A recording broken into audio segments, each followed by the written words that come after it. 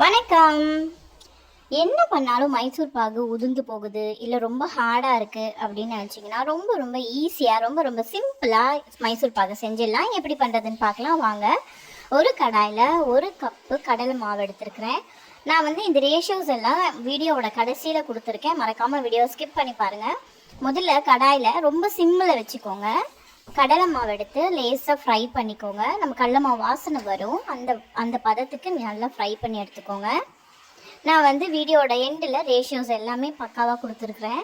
இதே மாதிரி பண்ணிங்கன்னா சூப்பரான மைசூர் பாகு நல்ல செம சாஃப்டாக கிருஷ்ணா ஸ்வீட்ஸில் இருக்கிற மாதிரியே நல்ல சாஃப்டாக இருக்கும். வாயில் வச்சு உடனே கரைஞ்சி போகிற மாதிரியான மைசூர் பாகு சீக்கிரமாக கிடச்சிரும். சிம்பிளாகவும் இருக்கும்.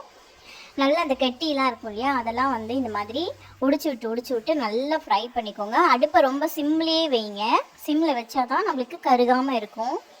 நல்லா ஃப்ரை பண்ணிக்கோங்க. இந்த மைசூர் பாகு பிகினர்ஸாக இருந்தால் கூட ஈஸியாக செஞ்சு முடிச்சிடலாம். பிகினர்ஸ் கூட இந்த ரேஷியோலேயே பண்ணிங்கன்னா சூப்பராக செஞ்சிடலாம். அதுக்கப்புறமா கடலை மாவு ஒரு பாத்திரத்தில் கொட்டிக்கோங்க. 1 கப்பு நெய் உருக்கி எடுத்துக்கோங்க. இது கொஞ்சம் லிக்விடாக தான் இருந்துச்சுன்றதுனால நான் அப்படியே கொட்டிக்கிறேன். உங்களுக்கு கெட்டியாக இருந்துச்சுன்னா உருக்கி கொட்டிக்கோங்க. 1 கப்பு கடலை மாவுக்கு 1 கப்பு நெய். கட்டி இல்லாமல் இந்த மாதிரி நல்லா ஸ்மூத் பேஸ்ட் மாதிரி கலந்து வச்சுக்கோங்க. ரொம்ப ரொம்ப ஈஸிங்க மைசூர் பாகு செய்கிறது. இங்கே பாருங்கள், இந்த மாதிரி கட்டி இல்லாமல் கரைச்சி வச்சுக்கோங்க. அதுக்கப்புறமா ஒரு கடாய் எடுத்துக்கோங்க. நான் கொஞ்சமாக தண்ணி விட்டுக்கிறேன், ரொம்ப வேணாம். ஒரு 1/4 கப்பு தண்ணி விட்டுக்கோங்க. அதுக்கப்புறமா நான் இந்த மைசூர் பாகுக்கு 1/4 கப்பு சுகர் வச்சுருக்கிறேன். 1 கப்பு கடலை மாவு, 1 கப்பு நெய், 1/4 கப்பு சுகர். சுகர் பாகுபதம் வரணும் அப்படின்லாம் கிடையாதுங்க. நம்ம பாகுபதம் வரணும்லாம் அவசியம் இல்லை. சர்க்கரை கொஞ்சம் கரைஞ்சாலே போதும். இப்போ பாருங்கள், நான் கலக்கி விட்டுட்டே இருக்கேன். இந்த மாதிரி பூத்து வரும். கரைஞ்சிருச்சு சர்க்கரை. நல்லா பதம்லாம் வரணும்னு இந்த மைசூர் பாகுக்கு அவசியமே கிடையாதுங்க. நல்லா கரைச்சி விட்டுக்கோங்க. சுகர் கரைஞ்சா போதும். நம்ம எப்படி குலாப் ஜாமுன்லாம் பண்ணுவோம், பிசு பதம்னு சொல்லுவாங்க இல்லையா, அந்த மாதிரி இருந்தால் கூட போதும். இல்லைன்னா சுகர் கரைஞ்சா போதும். நிறைய தண்ணி ஊற்றிடாதீங்க. 1/4 கப்பு மட்டும் தண்ணி ஊற்றிக்கோங்க. நல்லா கரைஞ்சிருச்சு சர்க்கரை. இப்போ நம்ம அந்த கலக்கி வச்சுருக்கோம் இல்லையா நெய், கடலை மாவு, அதை எடுத்து ஊற்றிட்டு கைவிடாமல் கலரிட்டுருங்க. ரொம்ப கலரணும்னு அவசியம் இல்லை, ஆனால் இடைவிடாமல் கலரிக்கிட்டே இருக்கும், அடி பிடிக்காமல் இருக்கிறதுக்காக. உங்களுக்கு தேவைப்பட்டுச்சு அப்படின்னா இன்னும் ஒரு 1/4 கப்பு கூட நெய் சேர்த்துக்கலாம். ரொம்பவே சூப்பராக இருக்குங்க இந்த மைசூர் பாகு. நிஜமாவே ரொம்ப சாஃப்டாக வரும். பாருங்கள் எவ்வளோ திரண்டு வருது அழகானு.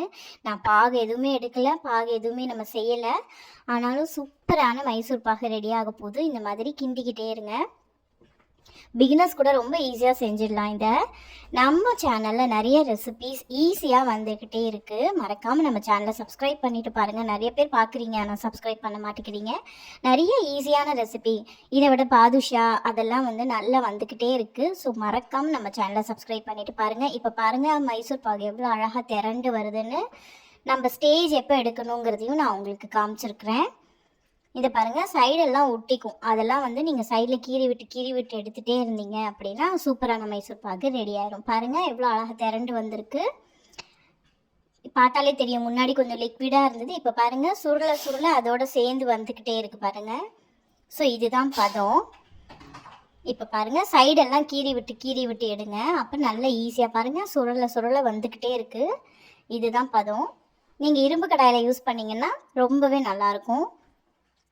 நல்லா திரட்டி நல்லா க்ளீனாக இது பண்ணுங்கள். சுட்டி எடுத்துகிட்டே இருங்க. சைடெல்லாம் ஓரெல்லாம் ஒட்டாமல் எடுத்துக்கிட்டே வாங்க. சூப்பராக சாஃப்டாக இருக்கும் இந்த மைசூர் பாகு.